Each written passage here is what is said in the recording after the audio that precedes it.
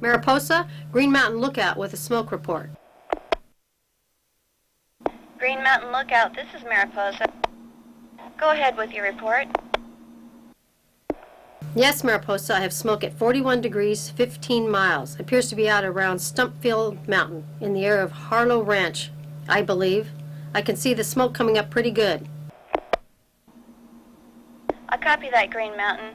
We'll get some crews rolling that way. Usona Fire Station, this is Mariposa. Mariposa, Usona, over. Usona, have you been copying the traffic from Green Mountain Lookout? She's reporting a smoke in the Stumpfield Mountain area. You copy? Copy that, Mariposa. We're on our way. Mariposa, Miami Lookout here. I have a cross on that smoke from Green Mountain. You ready to copy? Over. Yes, Miami, go ahead. I have the smoke at 274 degrees, 30 minutes. It's putting up a good amount of smoke.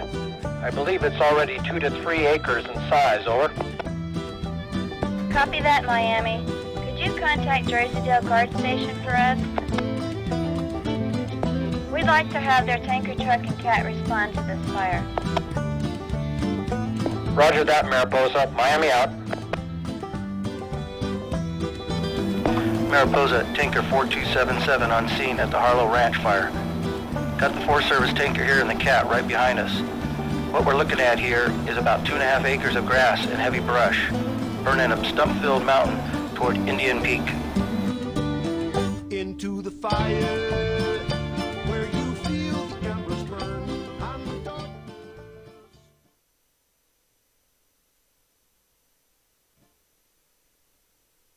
The fire started in Mariposa County near the Chowchilla River, burning to the top of Deadwood at Highway 41. And before it was finished, the Harlow Fire had burned over 41,000 acres. Fire stations at the time were critical, setting the stage for an 18,000-acre run over a 2-hour period, making it one of the fastest-moving wildfires in California history.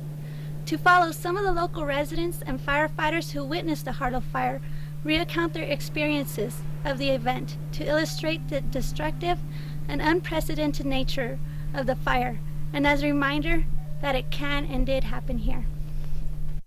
I can remember playing up in the Merced River and floating and looking up and seeing smoke come over the mountain. And we just immediately grabbed our kids and got in the car and drove back down. And by then, the Ahwahnee Road, which is now Highway 49, was closed at Highway 41. And they were not letting anyone out there. And even though I pleaded with the fire captain that I had sheep and horses and dogs and cats out there, he assured me that I was in no position to go out there. And my big adventure, of course, was turning around and heading down Highway 49 toward Oakhurst, because I had that vehicle running about 50 miles an hour, and the fire was already caught up to me. And it was burning on the tops of the knolls. You know, there's just a series of knolls there. And the fire was not going down the knoll and then up. It was just flying right straight across the knolls, and it was beating me. I was going 50 and the fire was going faster than me. I looked at the other side, which was across the river, and sure enough, the fire was there too, and it was going like crazy. And as we were standing there taking in the scene, sometime in the afternoon hours, early afternoon, suddenly the level of excitement began to build on those radios, and we could hear panic in the voices of many of the firefighters calling their crews back. The fire was beginning to build and take a run. At the height of all of the radio chatter, the fire suddenly broke through the inversion layer, and it started a column of smoke that went from below our level of eyesight beyond us and on up, and bellowed like a mushroom, like the atomic bomb in Hiroshima. And those pictures we've all seen, it went powering up probably 30, perhaps 40,000 feet. And as it developed its top, it just mushroomed out in all directions with the stem of the smoke coming up. Commensurate in time with that visual sighting, we begin to hear to pull out, evacuate, run, get the equipment out of here. This fire is running.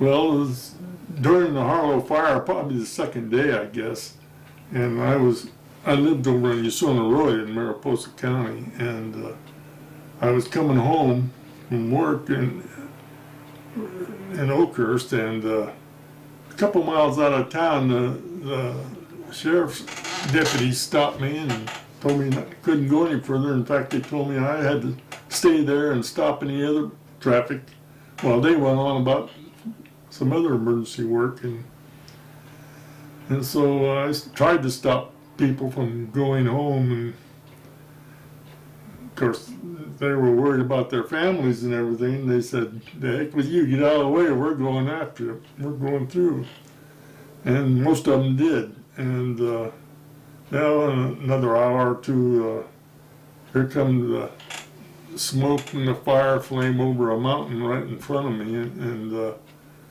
here come the fire engines themselves. They tell me, "Get out of here, the fire's going faster than a man can run."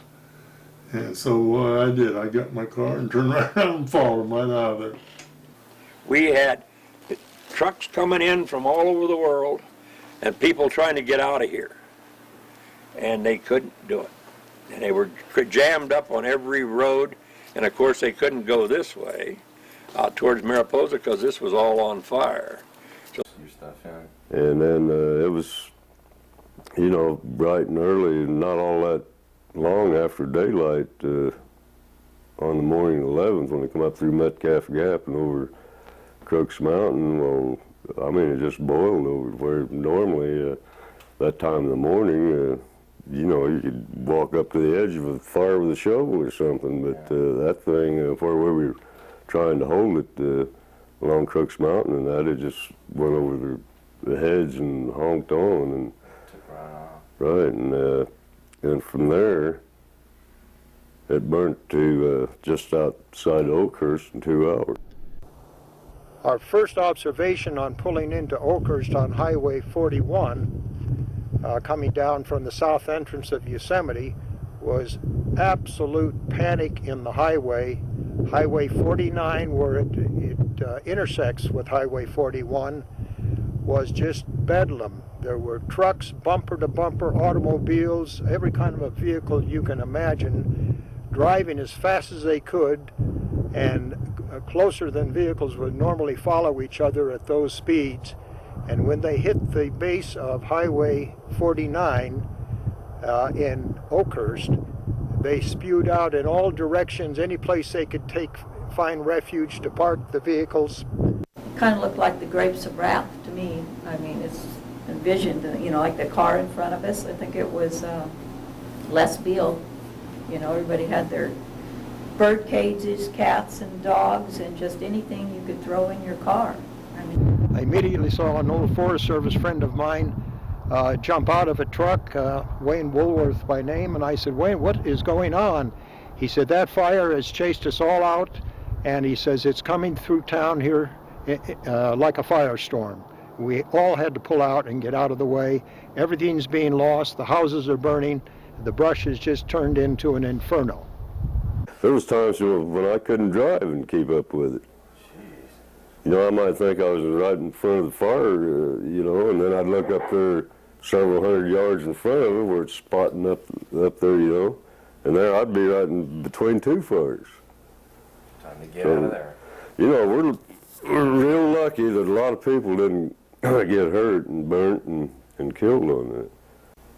And the two people that did, you know, get killed, if they hadn't started up that road and if they'd stayed where they were, it wouldn't have happened.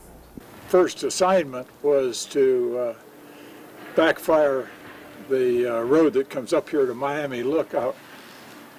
It's down here, comes right off of the saddle on the highway. And we got about 3/4 of the way up there, and it burnt real fast and real good. The grass was 4 foot high. We just had fusees, and we were told that there was a clearing up above, so we should start at the bottom and backfire up. We got about a mile or mile and a half when the boss came along and said, I'd like for you to drive up there to that where that road goes off to your left and jack yourselves around and come back down and fire out the other side. And I had no idea what the strategy there was. That was a main event in my life, probably 12 years of fighting fire, and I'd never fired both sides of the road before.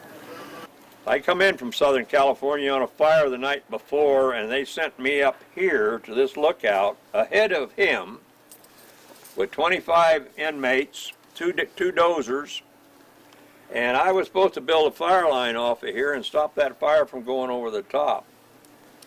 This gentleman here, we had one way up here and one way down. He was down there firing out under me, so I couldn't get out of here. This fire blew up. There was absolutely no way to get out of here, and it wasn't clear like this was here. It was cleared a little bit. We took the dozers, we dug a trench, and we put the dozers in there. There was 25 of them and one of me. And we got in there, and we watched that fire went over the top of us, and I swear to God, every one of us was praying. But nobody got hurt. And in the 1960s, our radios weren't too good. He took the words out of my mouth. and so our radio went out. And we had no communications with fire camp. Somebody must have known we was up here because he started firing out the other side, so we really couldn't get out of here. And so anyway, we sat here, and from where we're sitting right here, the hole I dug is right over here. It took from here to Deadwood Mountain. It took 9 minutes. I can remember driving down 41 with you and looking at the fire was going over the top of Deadwood at the time, and you talk about a visual. That's a visual that I have, and it was a huge ball of fire. Not a lot of smoke could I see, but I could just see a lot of flames through the whole ridge across the top of Deadwood. You know, as I drove down the road and I saw the flames at the bottom, and of course it was already starting up the hill, and the speed at which the flames were going up that hill was fantastic. Because as fast as I was going, I could see the thing just going right up. I don't think people believe how fast the flame goes. It doesn't consume everything at that moment, but it burns right straight up that hill. And of course, that day was wonderful for the fire. It was just dry and a breeze blowing. And it took from the bottom of the valley to the top where those towers are, it took 17 seconds for that to burn Deadwood and consume that entire mountain, with this fire coming this way. The flames were not in the trees. Here was a tree. The fire was so intense, the flames were out here. In this relationship, the tree had just a blue flame out here and a tree that just disintegrated, not with a flame in it. 2 years after I retired, I went to a fire up in the Stanislaus, and on that fire I saw every form of fire behavior I had ever seen, except, and I didn't see it, except for the fire going up Deadwood. I had never seen any fire. I'd seen a couple hundred acres one time spontaneously combust, but that wasn't a running fire. That was a gaseous fire, a running fire in the vegetation. Part of those trees he talked about, the wind was strong enough that when it got on the lee side of the tree, it quit burning. And you'd have a tree that was black on one side and green on the other. And that's phenomena that it's just hardly ever seen and of course, that's why we're talking about the Harlow Fire. Dad was actually fighting the fire over in Mariposa, and when he got home that night, some friends were over there at the house, and they were in the backyard, and we're on the corner of 49 and 600. And they could read the newspaper at 10 o'clock at night when Potter's Ridge was on fire. So we were finding our bivouac area in the fire camp where we were going to spend the night, when somebody announced that the fire was taking a downhill run up Highway 41 and threatening the Oakhurst bowling alley. And somebody said, if you've never seen a bowling alley burn down, this is your chance. Well, we were young men and curious to have new experiences, and we looked at each other and said, I think I'd be interested in seeing that, wouldn't you? And so I took my 5 men, and instead of going to bed, we drove up here to the bowling alley, which is now the Golden Chain Theater in Oakhurst. Upon our arrival, the fire was coming down the hill behind the bowling alley, and there were about 2 crews of firefighters on the night shift who were lined up behind the bowling alley building, cutting hand line and preparing to do a backfire or fire out from behind the building. We stood here watching. They set the backfire. The fire went up the hill above us, and it immediately fanned out, and the wall of fire going uphill hit the wall of fire coming down toward the bowling alley, and the progress of the main forest fire was stopped short about 200 yards up this hill. Our assignment was to cut hand lines at the edge of the fire, which had reached about this dimension when we arrived at 6 a.m. in the morning. We were faced with cutting hand line through a dense thicket of underbrush, which today, 45 years after the Harlow Fire, looks very much the way the growth was when we encountered it on our initial attack. The first thing we noticed looking along our fire line assignment was that there were several residences hidden back here among the brush. That had not been mentioned to us on our original assignment and took us by surprise. We thought we were just going to be cutting hand line in the forest. But as the sun began to warm up and the burning period approached, the fire began to go from a crawling stage to get up and starting to run and climb up into the brush. And I became very concerned about these houses. This was the first resident being threatened by fire with the famous cupola on Highway 41. And it was once we discovered this residence that we went back into the woods and discovered that we had about 5 more residences completely surrounded by brush and trees. That's the point when I realized I need structural fire trucks here. It was more than hand crews could handle. In the meantime, directly across the street here on the other side of Highway 41, was a private residence fully involved in flames and a lady out crying her eyes out. As she watched her house burn to the ground, there was nothing any of us could do to help her. It was beyond saving, and her house was completely surrounded by brush, which was totally aflame, much of it higher than the house itself.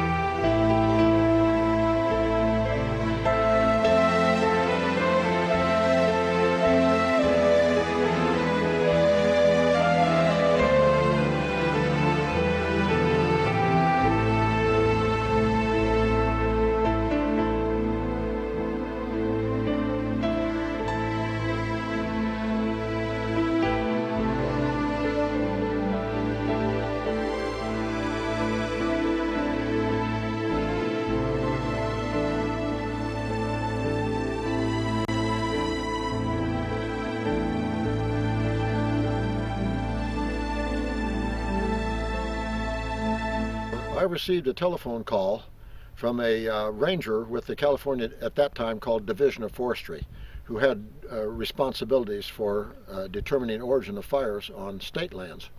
So he wanted me to accompany him up to Mariposa, where he had what he thought might be some suspects. He had 5 young men he wanted me to examine, and I did. And it was my opinion then, as it is now, that they were in no way involved in this fire, the cause of the fire. However, he had one more person that he wanted me to talk to, a person who lived very near the fire, within a couple of miles. And what he had told us is that he had been home ostensibly in bed, but he had got out and sneaked up the road on the backside of in the brush and what have you, and he came to a location and pointed out where he had set the fire and how he had set it. I can almost point out from this location where he knelt down and said he set the fire. So on the other side of this little creek that runs down below, and you'll see a pile of rocks off to the right, and then you'll see an open area. And it was in that area that he knelt down and showed us where he put the kerosene-soaked rags and had set the fire. And then it subsequently went on up over the top of the hills there. But then we had the aftermath. And you have to realize we came back to no phones, no electricity, nothing like that. You couldn't pump a well. The Ahwahnee Inn burned, and they used to ride horses in that bar. But that was when that fire burnt that building and all the buildings in Ahwahnee, that was the only day that those stools were all in a line. And when that fire took that building down, the only thing standing was that row of bar stools. Yeah, the heat of the fire is something else that is very hard to explain. Looking at the rubble from our ranch house, our porcelain bathtub had melted, completely melted, and we're just in drips. And things like that are just, the only things standing were the fireplaces and chimneys. Yeah, my sister used to wait tables, and she used to have all of her silver, all of her tips and stuff like that. And it was just a pile of, just a glob. Yes, after the fire, you have a feeling of complete helplessness. You look around, you smell the burn is just everywhere. There's no place to get out of it. This was a 42,000 acre fire, so you couldn't walk across the street and be away from it, and you had families to take care of, and the whole mood of the area was very depressed, really. We had been through a very large shock, and so this was very tough going. The heat of the regular heat of summertime was with us too, and we had electric men and telephone people trying to string new wires out for us, and telephone poles were gone. I mean, there was no place to even string the wires. The trees were burned. This is hard to talk about. You drive out the Ahwahnee Road even today, if you drive out from Oakhurst, out Highway 49, all of those pine trees are new since then. Every one of them.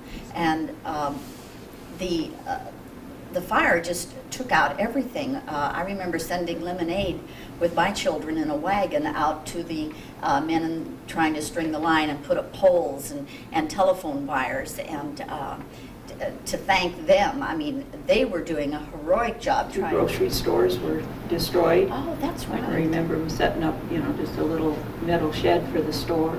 The post office was relocated up to the Ahwahnee Sanitarium. Mm-hmm. That's where we go and pick up our mail. That's right. I think everybody, tried to help everybody out that they could. Mm-hmm. And I can remember walking down to the Fresno River afterwards and seeing skeletons of cattle and animals and stuff that had gotten trapped. So the Red Cross was really helpful after the Harlow Fire. They set up over at the Oakhurst Elementary School. And I just, it was really neat. They were there. I remember coming from Mariposa through Ahwahnee after the fire, and just the devastation that there was nothing there. And there were a few pine trees that made it through the fire. And there's one along 49, and if you look at it, you still see the bark where it's black, where other growth has grown over. There's still signs of the fire, but you look at it now compared to when the fire was, it's right back in the same condition. The brush is so thick. It probably wouldn't take much for it to happen again. In the modern era of wildland firefighting post-World War II, the Harlow Fire is significant because it was one of the first wildland fires where you saw a large number of residential buildings destroyed. So the Harlow Fire and the Bel Air Fire of that same year were really the beginning of this unfortunate trend we've experienced of these large fires in the wildland-urban interface destroying great numbers of homes. In October of '61, a legislative committee held a hearing in Fresno to investigate the fire, and just a few days after this hearing, several other fires broke out in Southern California. The most damaging among them was the Bel Air Fire in Santa Monica, where 456 homes were destroyed, many of them belonging to the biggest movie stars of that period. Afterwards, the legislative committee issued a report which contained a number of recommendations. Many of the recommendations would be written in the form of legislation in an attempt to make them law. A direct result of this was the 30-foot clearance law, which is another significant thing that came about as a result of the Harlow Fire. I guess from a fire prevention standpoint, if I'd have had a camera that at that time, I would have taken pictures of the cabins that burned and the cabins that didn't burn. And irrespective of how much equipment, and I don't know what the population of that valley was in those days. Can you remember? Ahwahnee was around between 150 and 200 people. But there was between Nippanawasi, which is right where the fire, near the fire camp, and Oakhurst, there were 106 homes and structures that in there that did burn, and probably, what, 5 or 10% that didn't burn. Yeah. Well, because of the clearing that you referred to. It was obvious, and I've been in fire prevention, was in fire prevention on the Angeles National Forest at the time, and I was awestruck by the fact that every house that burned, I found matted ashes of grass right up against the side of the house. And those that didn't burn had sometimes 20 feet of clearing, sometimes 150 feet. And so I think it's up to the individual to really decide several choices, because you never know which direction the fire is coming from, and have some way of moving out.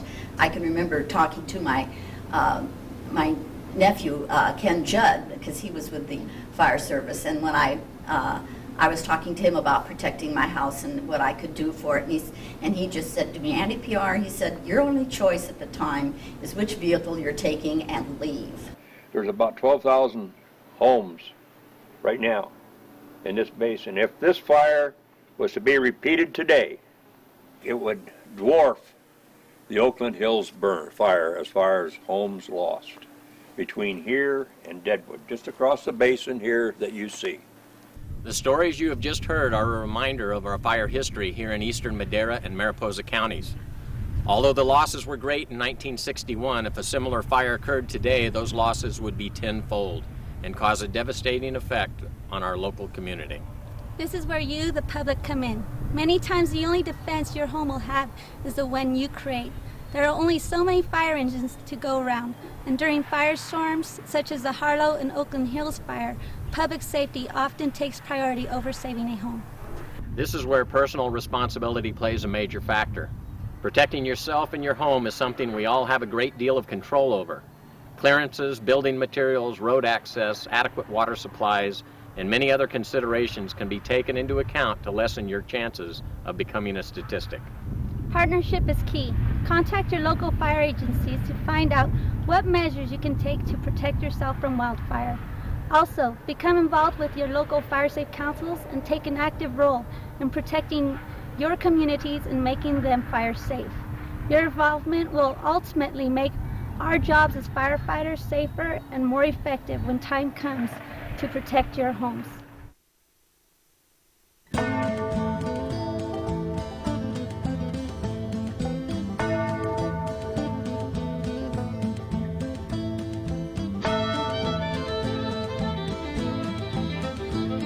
It starts out with a foolish match or a demon off the road.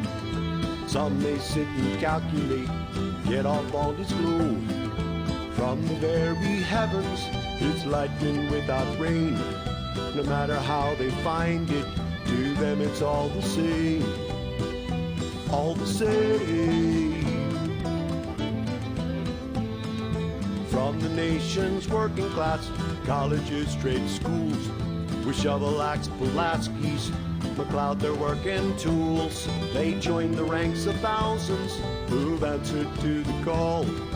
Some will live to tell their stories, others take the fall. Take the fall.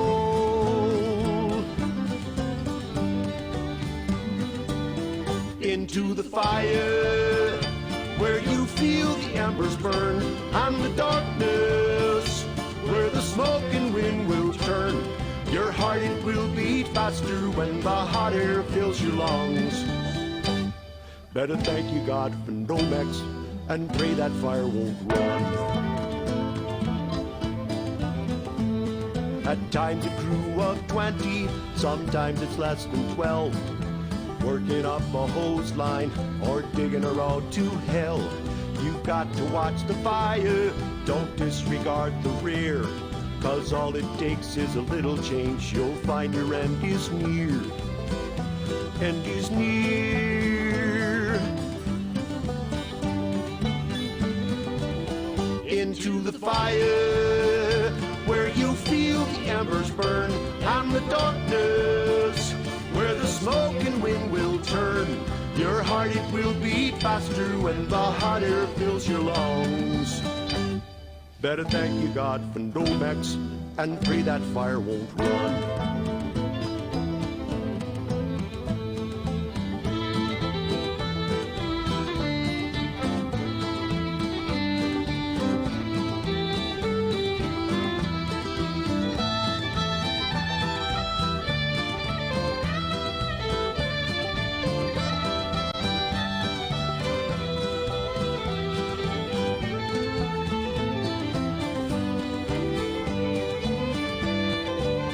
Into the fire.